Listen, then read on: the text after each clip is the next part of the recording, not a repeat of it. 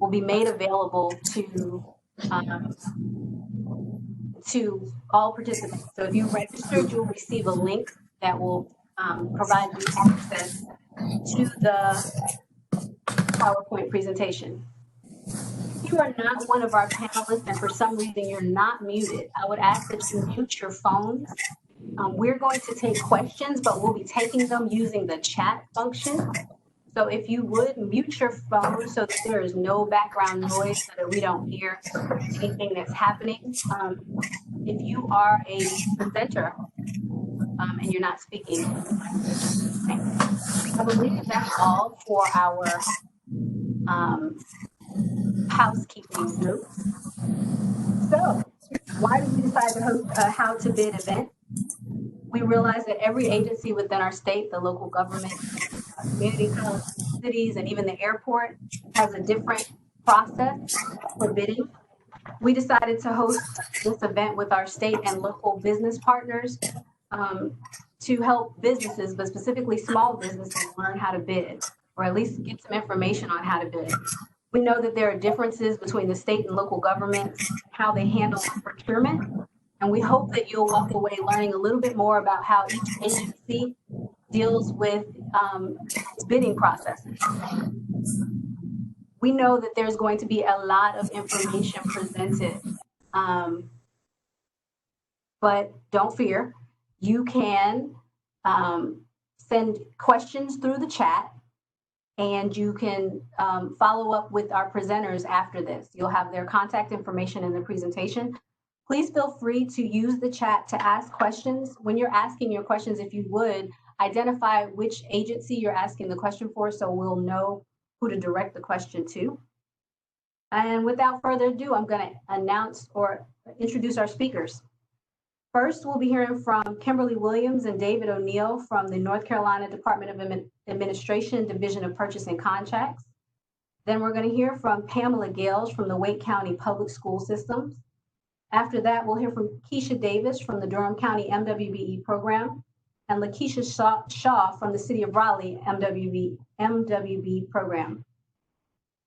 Then we'll hear from Jonathan Hawley from the City of Durham Purchasing Department and Deborah Giles from the City of Durham Equal Office of Equity and Inclusion. And last but not least, we'll hear from Christopher Rossett from the Raleigh-Durham Airport Authority. I'm going to turn this over now to our colleagues at the Department of Administration, Office of Purchase and Contracts. Okay, good morning. Can everybody hear me? I think I hit the right button to unmute myself. Are we good? We hear you. Very good. Well, good morning. My name is David O'Neill. I am the Deputy State Purchasing Officer for Procurement Education with the North Carolina Department of Administration, Division of Purchase and Contract. With me today is, tag Kimberly, you're up. Introduce yourself. Hi, I'm Kimberly Williams, the Deputy State Purchasing Officer for Strategic Sourcing in the Division of Purchasing Contracts. And I will be presenting some tips today on how to submit a successful bid or proposal. All right, very good. Well, we've been given about 10 minutes to go through how to do business with the state. So we're going to go fairly quickly. We're going to talk about the purpose of the Division of Purchase and Contract. We're going to tell you how to become a registered vendor. We'll discuss how to register with our historically underutilized business office or our hub office. All of that information actually is contained in an online module that we've already developed called How to Do Business with the State. We'll show you how to access that. And then what you really want to hear is Kimberly talk about tips for submitting a solicitation response to the state. So as we talk about the Division of Purchase and Contract, we serve as the central procurement authority for the state. We are the umbrella agency as it relates to procurement laws, rules, and regulations for state agencies, community colleges, and universities. We do establish statewide term contracts for everybody to use, whether that be state government or local governments. And then we also offer training to both purchasers and vendors, whether it be online or in-person training. And those are some of the things that I'm in charge of. So who is subject to what we're going to call the P&C rules, the purchase and contract rules? These come from the North Carolina General Statutes, Chapter 143, Article 3. Okay, these cover state agencies, institutions, community colleges, the UNC systems, universities, School of Arts, and School of Science and Math.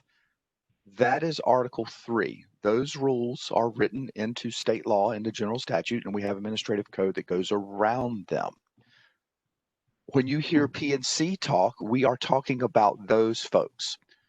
When you roll over into a different article of general statute, Article 8, that is your local government folks, okay? Those folks being public schools, charter schools, local governments, county governments, cities and towns, so your municipalities. So a lot of what you're going to hear today, after Kimberly and I stop talking to you, is going to be focused on local government, and it's different general statutes and different things. So if you want to do business with, when I say the state agencies, community colleges, and universities, you need to become a registered vendor. Well, how do you do that? Fairly simple. Go to this website, vendor.ncgov.com, and fill out a form. First-time users create a username and password. You fill it out. You complete the registration steps. And there you go. You're now a registered vendor with the state to get information from our electronic vendor portal, which gives you information about IPS and the EP system, electronic procurement. We said something about hub certification. Well, how do you become certified as a hub vendor for the state of North Carolina? Again, it's a website and a form. You start by going to the hub office website, and we put that link in the presentation for you. And if you have any questions about that, you can contact them via email or the phone. Now, one thing that I will say about registering to become not only a vendor with the state and also registering to become a hub vendor is that doesn't guarantee that you're going to win every bid opportunity that is put out there. Okay, we still have to follow the rules and regulations that are put forth about being the lowest responsible vendor. The state of North Carolina, for the purchases of goods and services, does not have any kind of set aside. It has a good faith effort, but there's nothing that's guaranteed. So you still have to participate in the bid process and fill out your bid correctly. Kimberly will hit that right here in a second. And finally, all of what I just spewed at you fairly quickly is found in our online module. And this particular module contains everything I just talked about. It goes into great depth and detail about how to register, some of the frequently asked questions that come up about that, okay? And also the hub information. All of that is right there on our website at that particular link. I'm not going to spew it out to you because you all are smart enough you can read and you can point the button to a click once you get into the PowerPoint presentation at the end. And I believe that's all I've got. Kimberly, I think tag, you are it.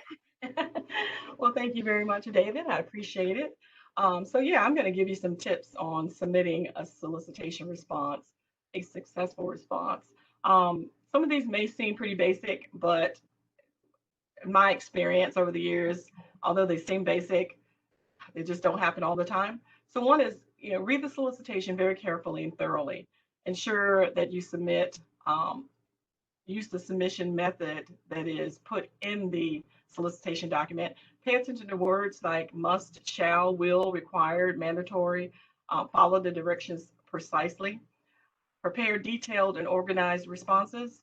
And do not assume the state has previous knowledge of your company, products, or services, even if that means that you currently have a contract and we're putting something out for bid. You still have to respond just as you would as if you've never done business with the state before. Follow the guidance in the solicitation document regarding questions, required bid, proposal, responses, and the content. Next slide.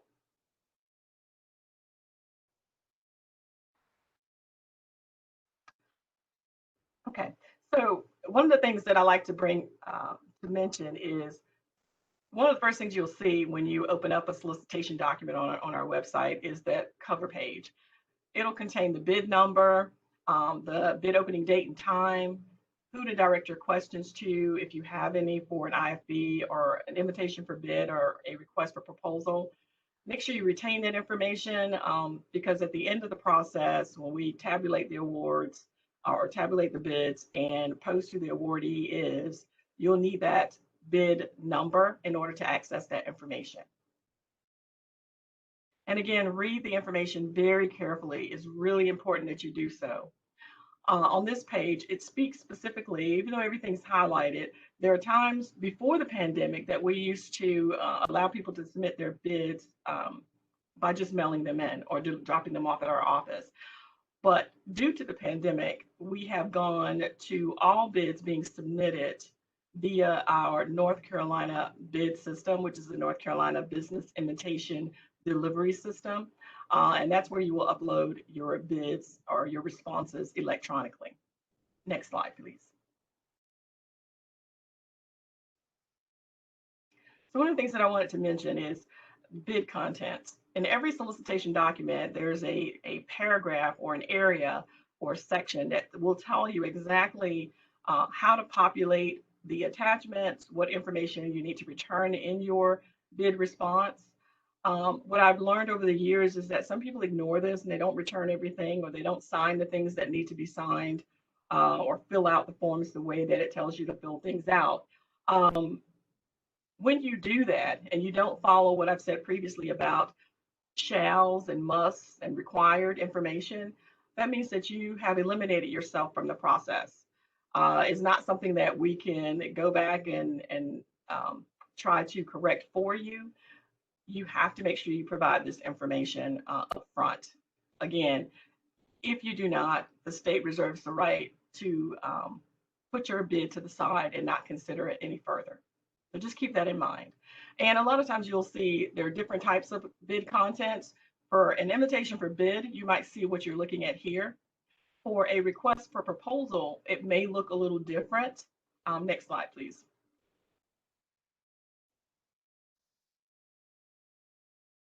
So for a request for proposal, it may look like this, where there's a lot of information, different information from the invitation for bid response content.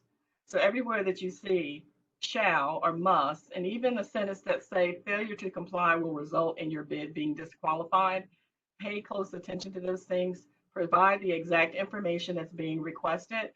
If you leave things out, then again, you're setting yourself up to be considered non-responsive and you won't be considered any further. Some of the things that you don't typically see in an invitation for bid for goods is where we're asking for a project organization and technical approach, and even sometimes corporate background. We may ask for experience and ask you to provide us with some references, but when you start talking about services and using an RFP, you need a little bit more information to make sure that vendors can actually perform the work that's being required. So again, pay close attention, read every paragraph, provide exactly what's being asked for. Next slide. So here are a couple other paragraphs in a solicitation document. You'll have some requirements, which will tell you the list of requirements related to the RFP. It also have a scope of work that will tell you, provide a description of the work to be performed. Again, read those things very carefully so that you can respond in a way that your bid will be considered. Typically, we're asking you to tell us how are you going to perform the work that is required in Section 5, the scope of work. And so you have to be very detailed in when you provide that information. Next slide. This also applies to when you're providing a response for goods. We'll have product specifications. And so you want to make sure that whatever you're going to provide, if it's not a brand specific type item where we're leaving it open to you to provide us with some information, you just have to make sure that the specifications in this section, whatever product you're providing, meets those specifications. Again, if it is determined that they do not, then your bid will be non-responsible, and we won't consider it any further. You'll be disqualified from the process. And again, the state reserves that right to do that if you don't meet the requirements of the solicitation and provide the information that we're requesting. Next slide. I saw someone in the chat had mentioned something about North Carolina vendors. So in this section of the solicitation document, we ask vendors to please tell us if you're interested in participating in what is called the price matching opportunity. It's an executive order number 50. So that gives preference to North Carolina vendors.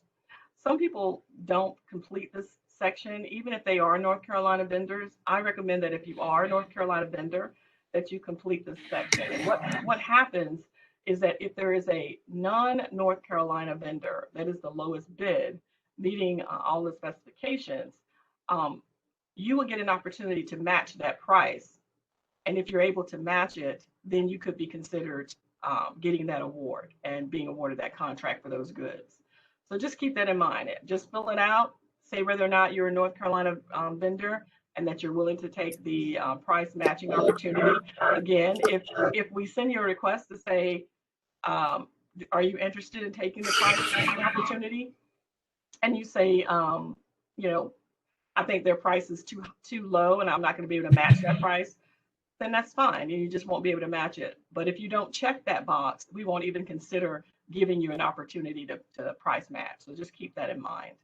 I know I went through the slides really quickly. For the sake of time, I want to make sure that everybody else has an opportunity to present. But if you have any questions, please feel free to put it in the chat and we will do our best to answer as quickly as possible. That's all I have. Thank you, China. Thank you, Kimberly and David.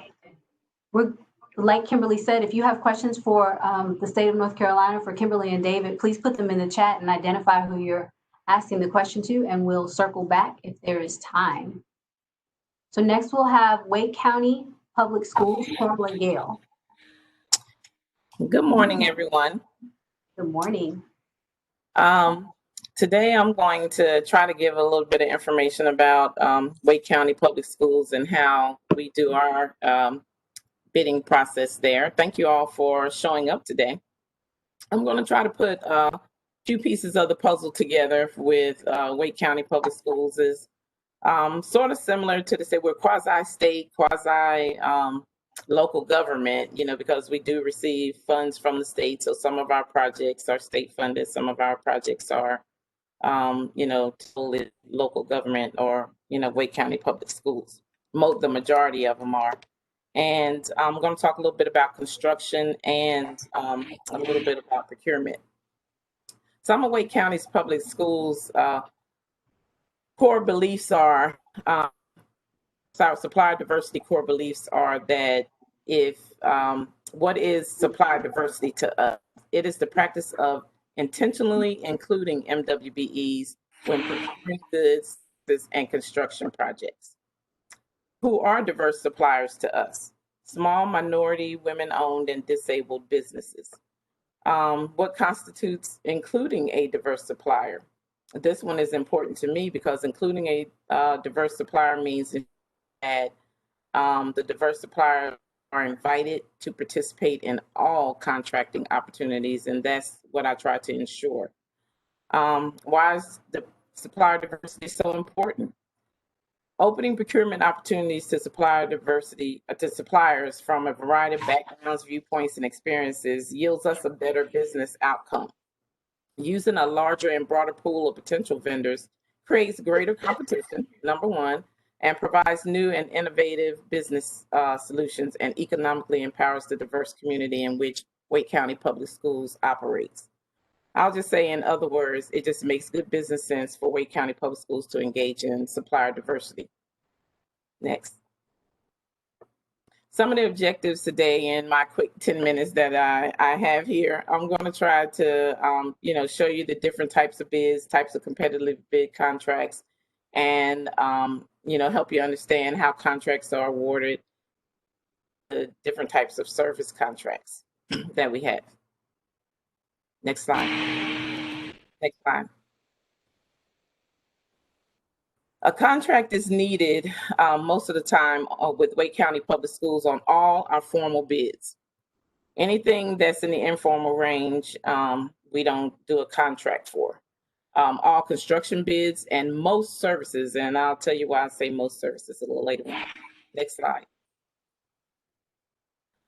4 types of the formal and informal solicitations are supplies, materials, equipment, construction or repair, services, and professional services. Next slide. Okay, for our formal bids at Wake County Public Schools, we accept sealed competitive bids that are advertised most of the time. They're opened in public, they're approved by our board, and they're awarded to the lowest responsive bidder. And we'll talk a little bit more about that because a lot of times that gets lost in the sauce. I'll say it that way. On our informal bids, we're usually trying to obtain a bid by telephone, fax, or email. And sometimes you may find some of our informal bids may end up being a sealed competitive bid because it may be at a dollar threshold that we're not comfortable with it just going out as a informal bid. Our informal bids are usually not advertised, and they're subject to public inspection after award, where usually the formal bid is not immediately subject to formal inspection. Next slide.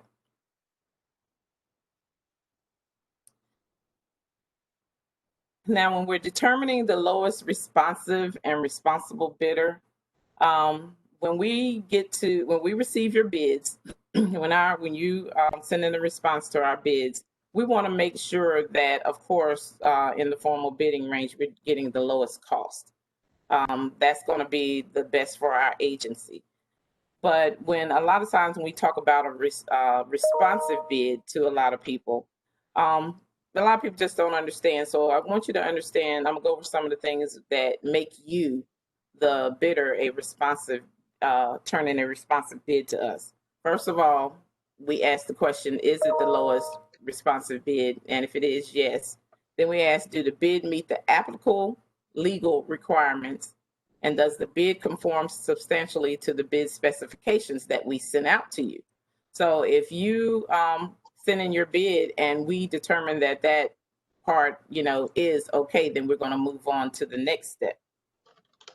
Note here that if the bidder does not conform competitively to the specifications, then you have to ask yourself, is it fair to waive it, or is it fair to waive those little minor things for other bidders? Is it fair to the other bidders if we waive that defect or irregularity?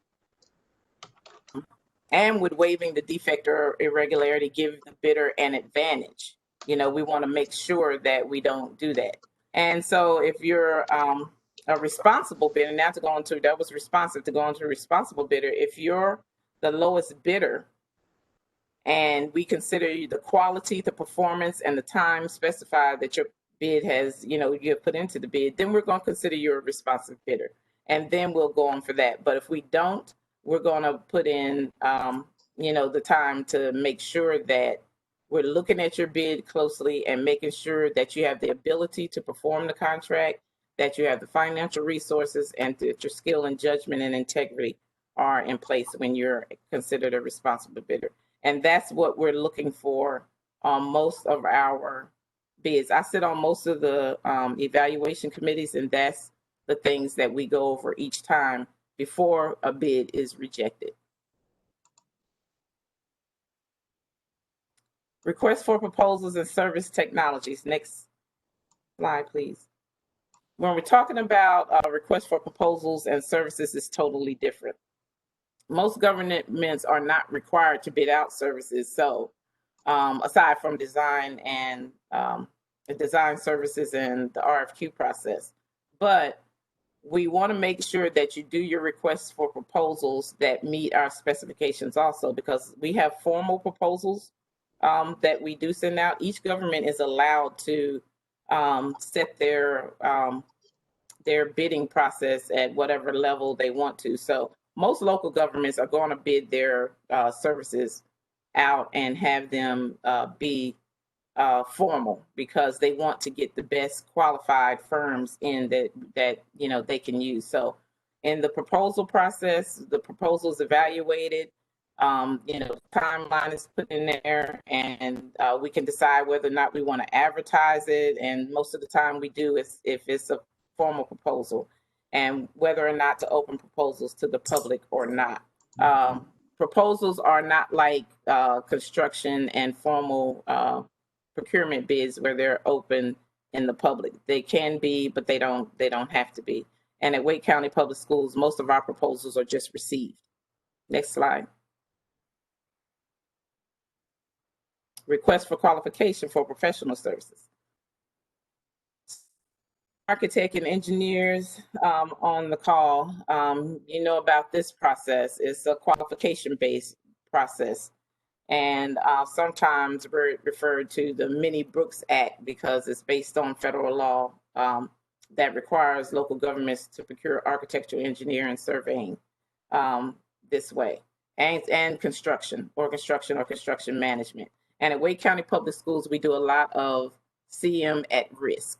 So we do use this process a lot. So if your architect or engineer want to bid with Wake County Public Schools, more than likely you're on our bid list. If you're not, you can reach out to me. My information is going to be at the end, and you can get added to that list to be to receive these RFQs when we send them out. And the qualification base, of course, is going to be based on us selecting the firms and interviewing the firms and then making a selection from that process. I know it's a grueling process, but if you make it at least to the interview, usually, that's a good sign, or that your, proposal was, that your RFQ was good enough that you could make it to the final stage of being interviewed. And of course, we, can't select everyone, but going through that process makes it fair for everyone. Next slide, please. Okay, so if you would like to, reach out to me to get more information about how to, get on our list, or to talk with someone internally in procurement. Our procurement staff was not able to be here today, but if you would like to talk to someone internally about how to do, more business with the procurement department, I can put you in touch with them. And of course, we always, and like I said in the beginning, just go by what our core values are. We want to make sure everybody's included, especially me, because the minority and women businesses are who I am looking to get to work more with Wake County Public Schools. Thank you. Thank you, Pam. Again, if you have questions for Pam or for Wake County regarding Wake County's public schools procurement process, please put them in the chat. Next, we'll hear from Durham County MWBE program, Keisha Davis. Hello, everyone.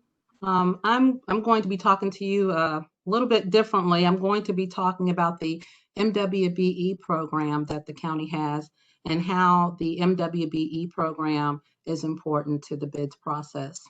Chani, can you go to the next slide? Okay, so I would like to start by giving you all a short overview of our program. I'm probably going to take about half the time that Pam took, but I do want to emphasize the MWBE program and how the MWBE program is important and how we work with the bid process. Three main things that I want to focus on and emphasize during this call, and that is the fact that there are three things that we are diligent in working on, and that is encouraging, assisting, and informing. We encourage economic inclusion in the procurement of goods and services in accordance with our county ordinance. For those of you that may not be aware, Durham County has an MWBE ordinance, and the ordinance has in it very specific goals as it relates to MWBE participation in the procurement of our goods and services. So one of the goals of our program that is at the forefront is encouraging that economic inclusion in the procurement of our goods and services, and that includes, of course, our bid process.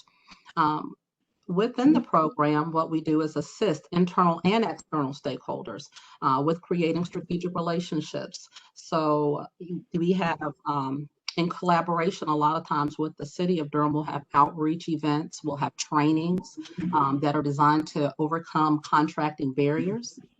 So if that's something that you are interested in, I'm going to talk a little bit about how you can find out about those opportunities. Hub certification, business development assistance.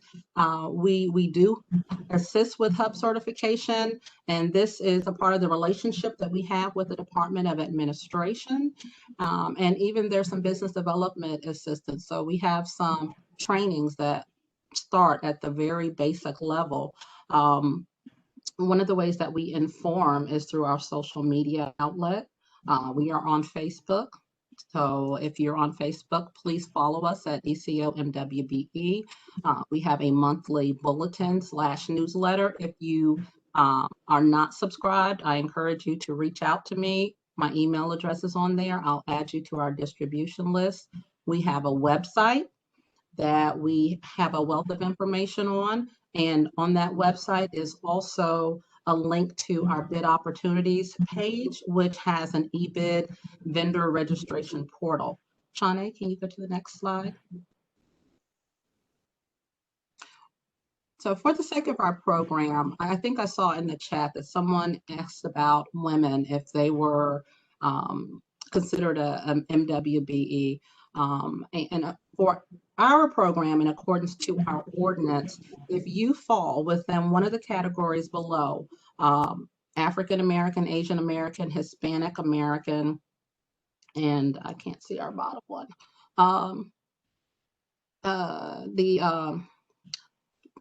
and or a woman, then you will qualify. Native American, I'm sorry, and or a woman, that you qualify for our program. If you are not certified with the Department of Administration, we will work with you to get you certified, because in order to be considered and counted as a minority for our program, you must be certified with the Department of Administration hub office. So we are here to assist in anyone that would like to be certified. Next slide, please. So I'm going to talk a little bit about the bid types and our dollar thresholds. And once again, working that within our MWBE program, we have an overall participation goal of 25%. And that 25% is applicable to all of our procurement. Now, when there are formal bids, there are certain requirements, that good faith requirements that ensure that a bidder is responsive when it comes to seeking out participation. There's a little bit more that goes in the informal bid area, where the qualifications may not be quite the same. And I won't go a lot into the bid process because that's our procurement, and our procurement people are not here. But I can say that even when there is not the requirement for the information to be submitted, we do have a culture of inclusion, and we have our goals. They're still in place. So even in the informal range and even below that, we still require our departments to reach out to minority vendors and seek out competition. So I want to point that out without going a whole lot into the procurement part, because the procurement part is not my area of expertise. But if you are a minority or women-owned business and you have a service or a good that you think would be helpful to one of our departments, you are welcome to reach out to me. And part of my job is to help you make a connection with that department and talk to them about what you can provide, because we do want our departments to seek out competition and not continue to go to the same people when their needs. Bid opportunities. So for bid opportunity information, we request that all current and potential vendors register in our eBid system. So one of the ways that you can find out about what's going on in Durham County, what our needs are as they relate to procurement, is by ensuring that you are registered in our eBid system. So from what I'm understanding, of course, the PowerPoints will be available to everyone. So you'll have this information, but also going on our website and looking at our bid opportunities page, you'll be able to follow a link to the eBid system and register as a vendor. And that's something that I would encourage everyone to do that has a business that would like to do business with Durham County, because that will allow you to be notified when there are opportunities. And also you'll be able to see what the current bids are, closed bids, and what bids have been awarded.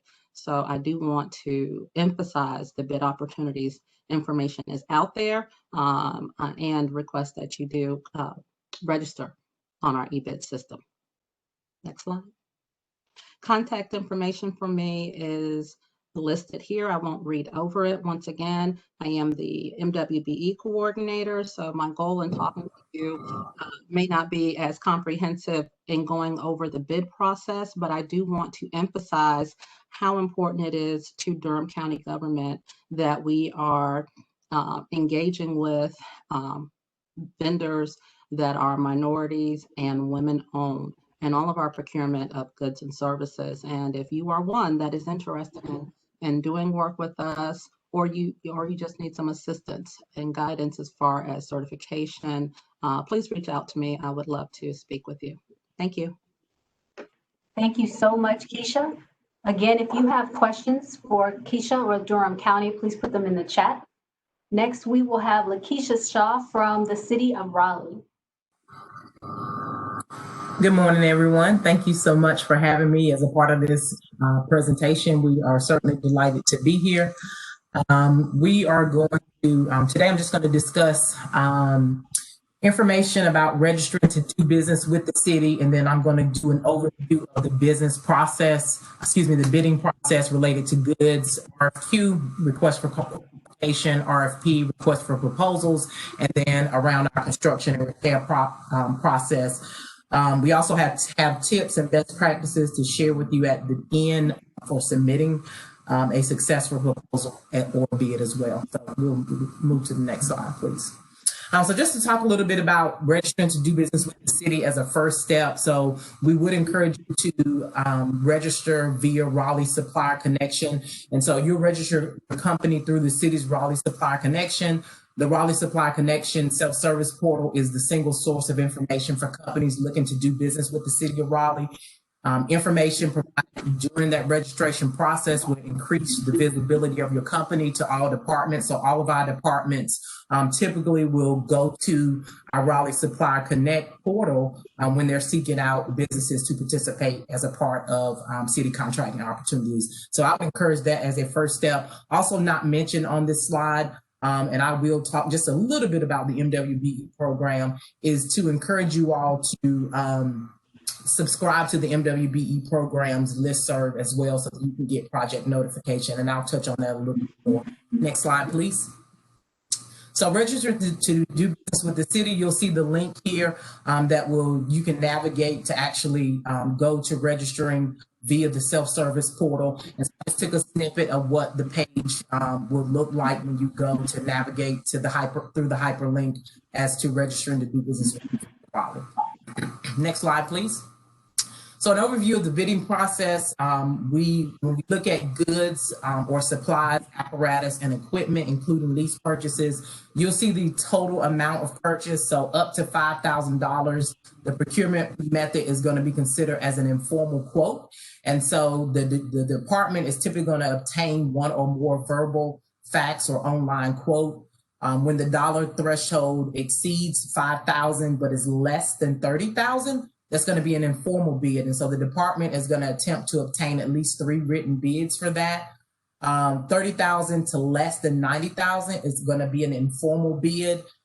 Procurement is actually going to attempt to obtain at least 3 written bids when you get to $30,000, but less than $90,000. And then $90,000 and above is going to move from the informal bid range to the formal bid range. And again, the procurement division for goods is going to reach out and attempt to obtain 3 written bids. So you see on the informal side, you really have the department as the user reaching out for those solicitations, whether it's a quote or a bid, depending on the dollar threshold. And then on the once you reach 30,000 and above, you'll see the procurement division reaching out related to informal and formal bids that exceed the $30,000 threshold. Next slide, please. So request for qualifications, and you heard in previous presentations that the request for qualifications, and for the city of Raleigh, we utilize an RFQ for architectural, engineering, design, survey, and construction management at risk as well. And this is a qualification-based solicitation. So for all dollar thresholds for these type of services, then we're going to bid these out via RFQ. And so the user department is going to solicit qualifications, and they're going to select the highest ranked firm once those proposals come back in. And so that's across the board for those type of professional services contracts, as we call them. Next slide, please. Request for proposals, all other services. So if it doesn't fall in under the architectural, surveying, engineering, or CMAR at risk, these are going to be the all other services that's going to be bid out by request for a proposal or RFP. So you may typically see for us landscaping, janitorial, IT, those type of services will be bid out via RFP. And so if it's up to $5,000 range, it's going to be an informal quote. And so the user department is going to obtain 1 or more verbal, fax, or online quote. If it's 1 cent over 5,000 to less than 50,000, then that's going to be an informal RFP. And so the department is going to obtain 1 or more documented quote, written quote for that dollar threshold. So when you get to 50,000 and above, that's going to be considered an informal RFP. And then the user department is going to solicit 3 or more sealed proposals to conduct RFP process. And they're going to select a firm based on those proposals and review of those proposals. Next slide, please. So construction and repair, when you have the dollar threshold of up to 5,000, that's going to be an informal quote. The user department is going to obtain 1 or more verbal, fax, or online quote. If it's a penny over 5,000 to 500,000, that's going to be considered an informal bid. So the user department obtains 1 or more documented written bid. And then if it's 5,000 and above, that's going to be considered a formal bid. And the user department is going to attempt to obtain at least 3 sealed bids. And so they must receive 3 bids at the time of bid. If they don't receive 3 bids, then they're going to go back out and rebid that project. And so that's on the construction and repair side. Next slide, please. So just to talk a little bit about the City of Raleigh's minority and participation goals, the City of Raleigh encourages and provides equal opportunity for certified minority and women-owned business enterprise businesses to participate in all aspects of city contracting and procurement programs. And so this includes professional services. You see, I talked about RFQ. This also takes into account goods, the apparatuses and supplies, and other services, as I referred to on the previous slide around RFP. And then you just saw the previous slide talking about construction and repair projects. And so leading to the next bullet point on this slide, that's where our stated goal right now is centered around construction projects of 300,000 and above. And so the city has adopted a goal of 15% for participation by minority and women-owned businesses to accomplish that stated goal. So currently, while there is no stated goal for professional services, goods, and other services, we do encourage participation, and there is opportunity for participation. Our stated goal right now, again, is for construction projects of 300,000 and above. And so that's where you will see our goal applied. And when we have minority participation, we will count that participation towards that goal on construction projects. Next slide, please.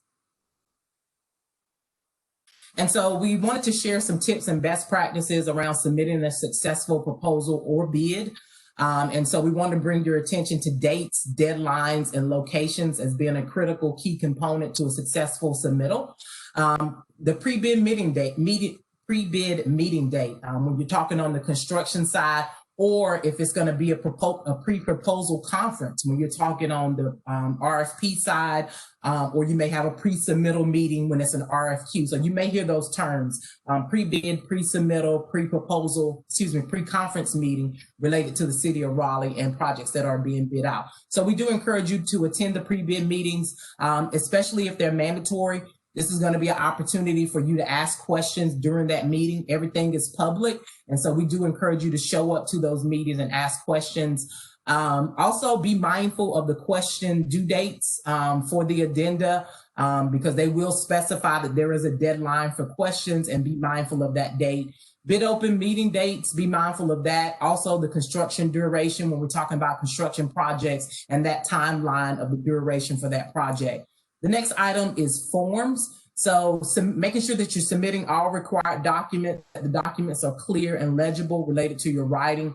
Double check the dollar amounts and math, check all blanks, and then check signature requirements and dates as well. Next slide, please. And then we mentioned a thorough review of the bid documents, which is important. So before the bid meeting, and make sure that you bring questions that you know in the review of those documents to the pre-bid meeting so that you can ask those questions. Being mindful of general and supplemental conditions as well, bond and insurance requirements, the standard contract template, which will have language around minority participation and other key items to be familiar with as well. All addendas that may have to be acknowledged, you want to be mindful of those. Review and follow all instructions. So make sure that you're doing a detailed review of all the instructions and making sure that you're following those as well. The bid submittal checklist, and more so on the construction side, if one is not provided, make sure you ask for the submittal checklist. Even if there's a RFP or RFQ submittal checklist, make sure that if there's not one provided, that you request one so that you can make sure that you are crossing that you're meeting all the items of that proposal or that bid. Ask questions when in doubt. So pay attention to deadlines for questions. And again, if you have questions, make sure that you ask those questions. And then the last thing that we put down here is just to view IPS or interactive purchasing system for bid opportunities, RFP opportunities, RFQ opportunities with the city of Raleigh. They are posted there, and you can acclimate yourself to those opportunities and position yourself to actually win those proposals or bids. And again, I don't have this on this slide, but I'm willing to share. I'll put that in the link where you can actually go and subscribe to the MWBE listserv, so that as we put out project notification and information, you can actually get that directly if you're subscribed to that listserv as well. And so next slide, that brings you to the end of our presentation. We have our contact information here, and you'll see contact information from the procurement office as well. We do, I believe, Kim she should still be on the line to address questions in the next few minutes as well, if she hasn't already done so in the chat. But feel free to reach out to us or procurement if you have any additional questions. Thank you so much for your time. Thank you, Lakeisha. We appreciate that. I wanted to point out two things. Both the state of North Carolina and the city of Raleigh mentioned the IPS system, and that's just like a wealth of information of places that you can find out about bids. I'm not sure about the other municipalities, but both of those presentations mentioned the IPS system specifically as a location to find opportunities with our agencies. Next up, we will hear from the city of Durham. We will hear from Jonathan Hawley from our purchasing department first. Can y'all hear me? Absolutely. Okay. Good morning. My name is Jonathan Hawley. I work with the city of Durham. And so we can go through my presentation. And we also use IPS. We post bids on that site too. So that's kind of the introduction. My presentation is a little bit different from everybody else's because I figured the city of Raleigh and other cities and municipalities would kind of talk about the goals and things like that. I kind of want to talk about things we buy at the city of Durham. So we buy vehicles, auto parts, pipes. We buy a lot of pipes. We have a water system, bus signs, office supplies, office furniture. Next slide. Gym equipment, police equipment, fire trucks, personal services, architects, those type of services. We buy chemicals. We buy tons of chemicals here at the city of Durham. We buy a lot of computer stuff. I know people now are buying a lot of computer stuff because of the pandemic. We buy software, we buy hardware. We do a lot of construction. We do parks and rec equipment. We do sand. We do trees. Everything that a city would need, the city of Durham does. Next slide. So how to find our bids. And so if you go to our site, which I put the link here, it will take you to a place and you'll see right in the middle of a kind of circle that says bid posting. And so you'll click there, go to the next slide. And all our bids are posted there. This is a rotated process. The bids have a beginning date and an end date. If you click on the link, you can find the information there and all the documents are attached there. And so these are bids that we've had up there for a while. And then if you go through it, they switch out, like I said, all the time. You can go to, also a good way for vendors to get with us is we buy a lot of stuff off co-op contracts. And so these are some of the contracts that we look at. We also use the state term contracts. We also use the Sheriff Association. That's where we get a lot of our vehicles from. We use the U.S. communities, which they're called Omni Partners now. We use Sourcewell. And we use any other kind of company so we don't have to go through a bidding process. And so what I usually tell vendors is, kind of know your client. So you can kind of know what you're looking at and also look at what they're usually going to buy on a regular basis. Next slide. And so with the city, we have thresholds where we don't require, we require one quote and it has to be a written quote.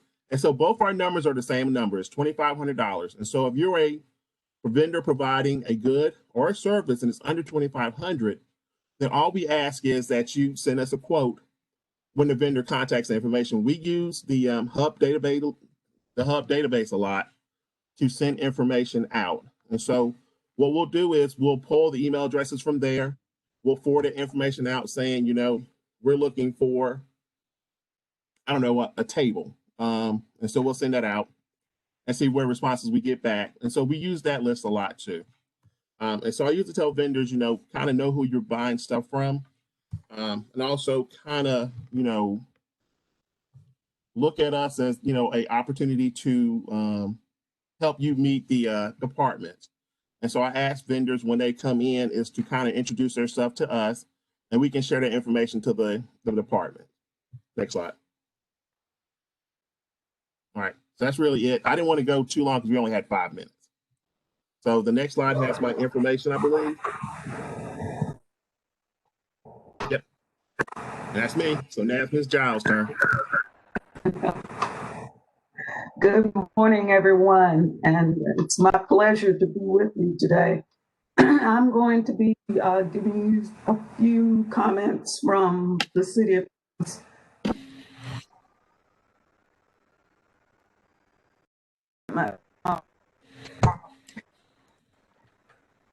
we changed our department from what many of you may already know as the Department of Equity, not Department of Equity, but the former EOEA. And we are now Equity and Inclusion, which really broadened our mission so that we are now looking more towards City of Durham policies, procedures, and practices that may continue to harbor structural racism. As of 2019, we broadened our mission, and that has turned out to be quite interesting work to our former activity, which focused on city contracting. And so our former program continues as a minority-owned businesses, and we are still maintaining our Department of Equal Opportunity, and our program continues to focus on being inclusive of minorities and women throughout all activity within the city. Next slide. And the city of goals, we changed our goals from project-specific goals to categorical goals following our disparity study. So we have the goals as you see present in construction and professional services. And when you receive construction bids or professional service proposals, you will generally see bids posted there. Periodically, we have service contracts that will allow us to set bids. Rarely do we put goals on goods, largely because they're not things that can be out. And so for that reason, you may not see a goal there. But these goals also, as the City of Durham's overarching goals, rather than have a single focused and aspirational goal, each of these goals are to be aspired to by the City of Durham. Next slide.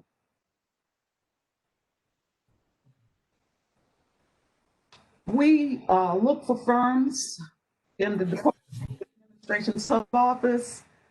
Many of you may know that in the past, the City of Durham had its own certification process, and we no longer have that process anymore. We're using the Hub database, as was recommended by our last disparity study. So that's the primary focus of where we will look for firms to participate in our contracting activity. We also will accept firms from the NCDOT database, but they have to be certified as DBE and MBE or DBE and WBE. We also will accept U.S. Small Business Administration's 8A certified firms.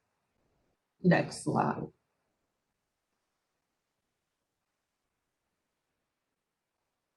Our MWBEs, as we know them, many of them, but the City of Durham uses the firm MUBE as a part of its ordinance.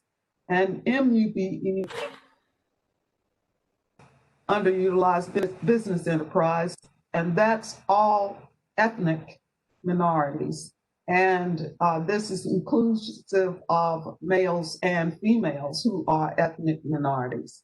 For our women underutilized business enterprises, we are focused there on what is usually white females or other ethnic females who identify as white females. And these are the folks we are looking for. Next slide. The City of Durham sets goals when a project has multiple scopes of work that allow for subcontracting opportunities, because through the years, while we are fortunate to have prime contracting, most of our participation is on a subcontracting level. So we're always looking to see what's available there. If a project is $30,000 or more, it may be subject to a contracting goal. There also has to be at least 3 certified minority and women-owned businesses to perform a particular scope of work in order for us to be able to set a goal. So I would raise this issue with one that often comes to us from firms in the professional area, particularly architects and engineers, not so much architects, but certainly engineers, where we may have only 1 or 2 engineering firms who are participating in a particular scope of work. And that may prevent us from setting a participation goal in that area if we don't have sufficient firms. So that's something to, at least for us to look at a point. Firms cannot meet women goals, and women cannot meet minority goals. We see a lot of confusion around this. We see people combine the goal numbers, and as long as they can meet the percent, then they have met our goals, and that is not the case. A minority firm who's bidding as a prime contractor can meet the minority goal, but it cannot meet a woman's goal if it's on that bid. And you need to reach out to a women-owned firm in order to meet that. And the same is true for women. If you bid as a prime and you have a minority goal there, to meet that minority goal by reaching out to someone. So we don't combine our goals at any time. We keep them separate, and we're expecting them to be met separately. The big bugaboo is that when our goals are not met, we have to go through the faith effort process, and many of you are familiar with it. Ours is not that checklist that the state permits. Ours is more intensive, and I would say we subject ourselves to a lot to make sure that good faith effort has in fact been demonstrated. We do have an appeals process when we deny someone good faith, and they can appeal to our city manager's office and have a hearing on this. I would tell you that having to go through good faith effort delays a project by almost 30 days to 6 weeks. And so it's just in the best interest of everyone to meet participation goals that have been set.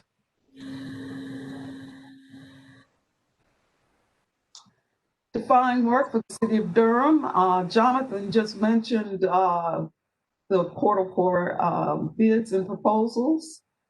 And because we're an entity, anyone who feels that they can meet requirements for a particular project is eligible to bid. The city of Durham also allows you on that website to sign up if you'd like to, so that you receive bids and proposals on a regular basis. We also are available on Facebook and Twitter, and some firms do choose to go forward and meet and assign themselves to be a vendor for the city of Durham through the purchasing department. And sometimes that serves as an ability to assure that someone gets to look at you more than one time. And so I have the vendor registration link also posted here for those who might choose to do that. Most recently, our purchasing department has basically included most that are certified in the hub database within our financing system anyway, so that we usually have hub firms already present. But if you just want to make sure, then you can choose to register as a vendor. All right. And to contact me, I'm always open to hear from you. And Eric Miller, who is serving as our contract and compliance manager, and he oversees most of our city's Equal Business Opportunity Program, and can also be contacted. Thank you very much. Thank you, Ms. Giles. We appreciate that. And last but certainly not least, we have Christopher Rossett from the Raleigh-Durham Airport Authority. Hi, okay, can you hear me, Chane? Yes, we can.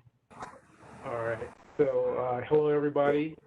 Thank you for giving me this hopefully small amount of your day to discuss purchasing and procurement at RDU. And yes, I do know I'm the last stop between you and freedom, so I am going to try to make this quick.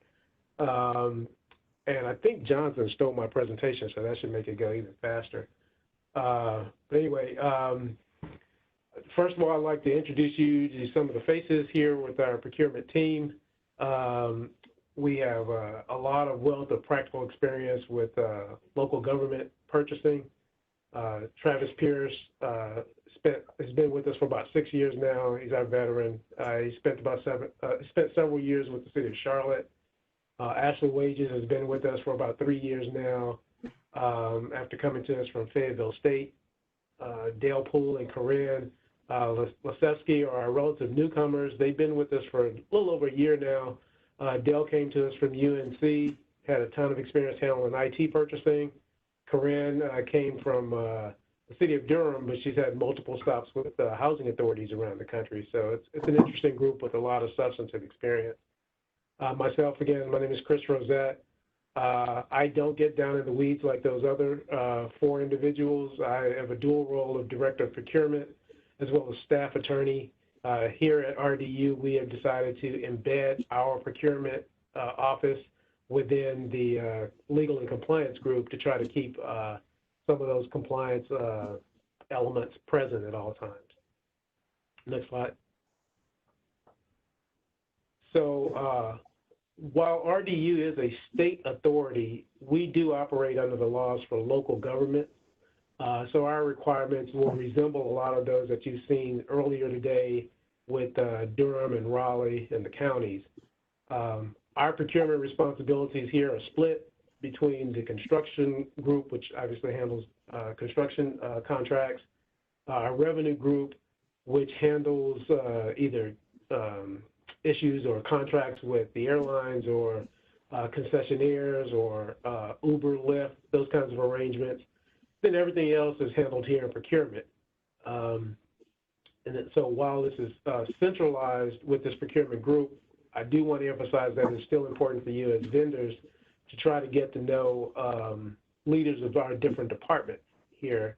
So as you can see from this slide, kind of like what the city of Durham, just to show you, we are like a little city here. We have a law enforcement group, we have a fire and rescue group, we have information systems, we have marketing groups, communications and government affairs.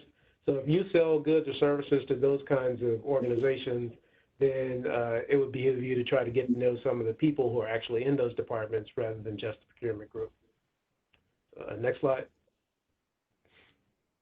So what exactly do we do? We've got a lot of responsibilities, obviously, but our most significant ones are to try as much as possible to maintain full and open competition for all of our solicitation work. But the flip side of that coin is we are always trying to seek the most favorable prices or costs available considering the overall value to the authority. Next slide.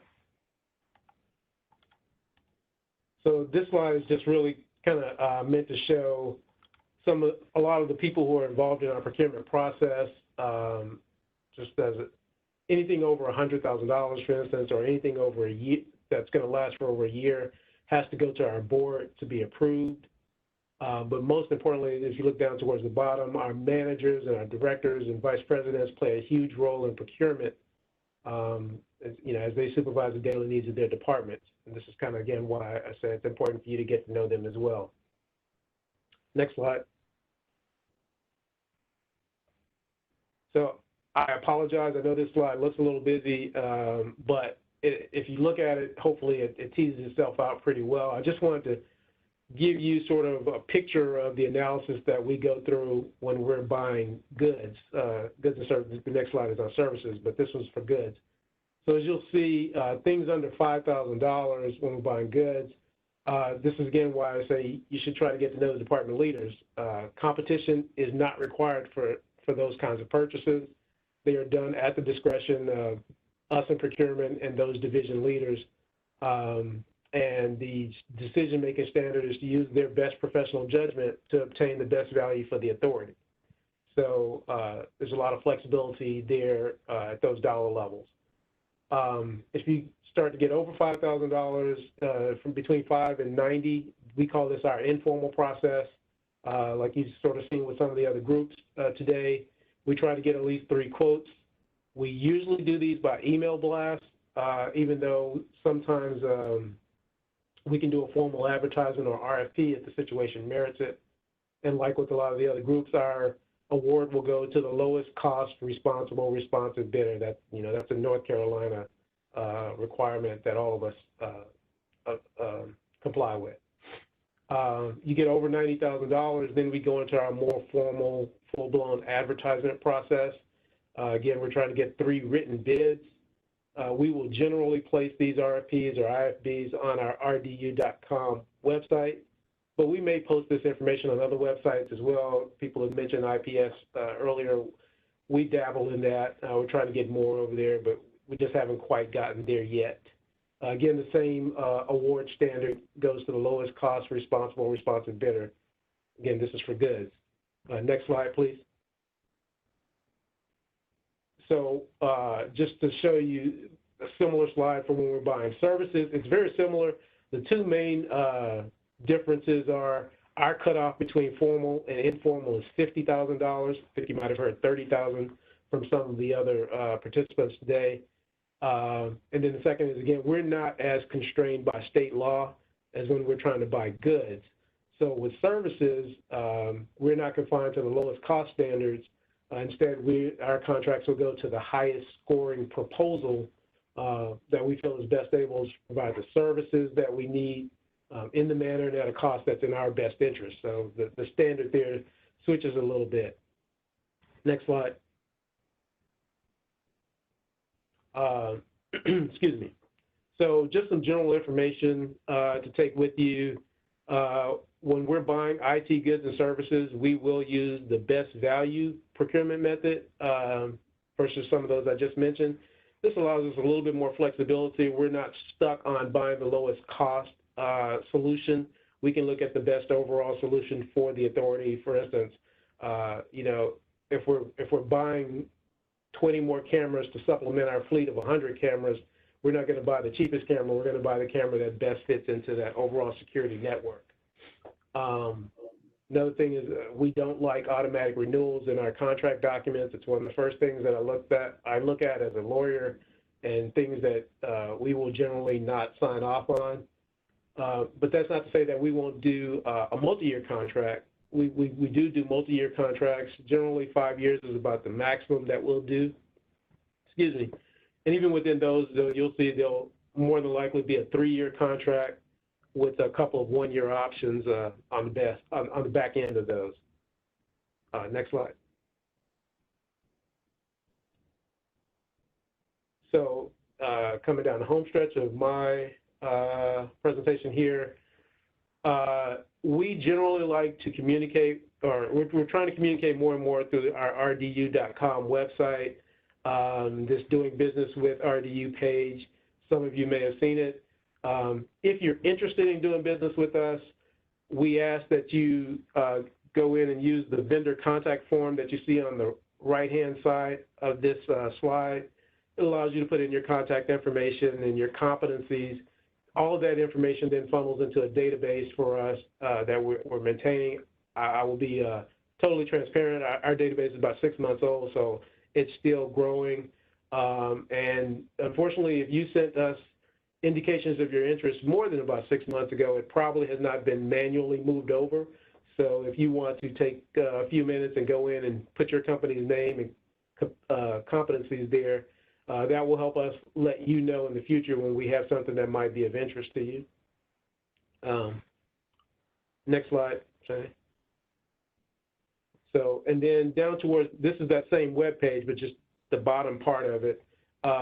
What you'll notice, just a couple things I wanted to point out. We continue to try to improve this site. You'll see we've started, if you've been using rdu.com in the past, one thing you'll see is what we've been trying to do in procurement is add deadlines. No, go back, please. We've been trying to add deadlines there so it's clear when our solicitations have ended, so that you don't go into something that's already dead or that's already in the evaluation stage. And then also, we found that frequently we would post our RFPs or IFBs or whatever as a single 100 or 200 page PDF document. And, that can be kind of difficult to plow your way through, even with the strongest cup of coffee. So we try to break those documents up into separate pieces so that, particularly if you're a frequent visitor, the general provisions should be the same from document to document, or solicitation to solicitation. A sample contract should be similar or the same. So you can just go into the RFP link and see quickly what the details are, what the scope of work being requested is. if you want to, and if it's something more interesting to you, then you can read the other links. If it's not of interest to you, you don't have to read that whole document. So we continue to try to improve our processes over time, but I just wanted to point that out to some of you. Again, as other people have said, just some things, you can go to the end now, Tony, thanks. The next slide. Just to point out or reemphasize a couple of points. Responsiveness is very important in our process. Even though it's a lot of documents and a lot of pages, you do need to kind of look through them. Our first review in our solicitation process is to see who's responsive. If your submittal is not responsive, it gets put off to the side, no matter what other information is in there. So that's very important for us. And I will just say, in my 2-year tenure here so far in this role, we've been trying to work really hard with the small business office and trying to get more small businesses into our purchasing universe. You can talk with Tanya about it. We've tried to move that whole small business analysis from the end point to the beginning point of our purchasing process. Everybody who comes to me and says they want to do a contract for this or buy that, in their submittal form that they send to me is a box where they have to go and talk to China before they come talk to me. So we're really trying to be deliberate in this process and hoping that helps, but obviously we all recognize there's always room for improvement. So thanks for giving me a few minutes of your morning. If you would like to contact us, the best way to do it is the procurement@rdu.com email address. That email will go to everybody on my team and make sure that you'll get a faster response than just waiting for me to return a phone call. That's all I got. Thank you, Chris. We have a question for the cities of Raleigh and Durham in the chat. And the question is, when you bid on a project, can you find out who the other bidders are? This is Deborah Giles from the city of Durham, and yes, you can. Usually all of our bids have a project manager assigned to them, and you may contact that project manager and ask them for the list of the bidders. They often post that information as well, so that you have access to that information. You may also contact me or members of my staff, and we will try to access the information for you. Yes, this is Lakeisha with the City of Raleigh, and ditto, likewise for the City of Raleigh. It is public information, and so the project managers would have that information as well, and we would too, so we could make that information available. Awesome. I don't want to miss any of the chat questions. Are there any other questions that you just didn't get a chance to text or type yet? We don't want to cut you off. While we're waiting for questions, I'm going to give a plug for the Raleigh-Durham Small Business Program.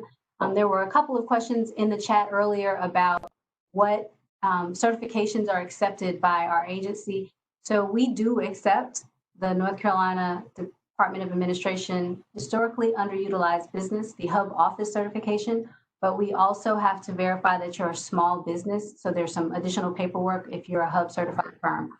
We accept NMSDC. Again, we have to verify that you're a small business. We accept WeBank, but again, we have to verify that you're a small business. So essentially, any certification that's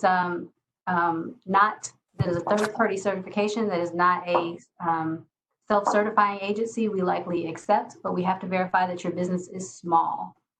And as Chris said, we work super closely with the procurement department.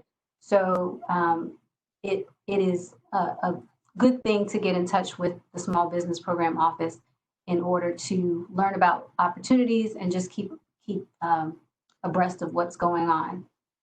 Side note, Wake County Public School Systems wants us to know that they also accept the North Carolina Department of Transportation DVE certification and MVE certification in addition to the Hub certification. I am going to close us out. If we have nothing else from our presenters, do any of our presenters have anything else that they'd like to share with the group before we end this meeting? If not, I want to thank. I would like to say something, Deborah Giles. The one thing that's often missing from the city of Durham are bidders who are hub firms. And so I urge you to look at our opportunities and bid, bid, bid. I want to say the same thing for RDU. Please check out the website that Chris posted, because if you don't bid, number one, we won't know about you, but number two, you won't learn how to bid and do business with us. And I think that goes for all of our presenters. The more that you're engaged with the presenters and the small business offices associated with the agencies, the more that you're going to learn about our processes and how to do business with us. So I think the state said it, Kimberly or David said it at the beginning, you're not going to win everything you put in for, but you'll learn more and you'll figure out what to do next for the next time. So thank you for everyone that participated. Again, we will be publishing the presentations. If you are a registered participant, you will receive a link to the presentations. And hopefully our recording worked, so we will post the actual meeting at the same link. Thank you again for taking the time to come. Y'all have a great day. Thank you. Bye-bye. Thank you. Thank you.